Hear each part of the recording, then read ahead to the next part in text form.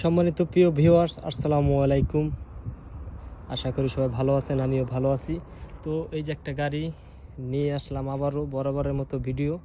এটা হচ্ছে সোনাতা 2025।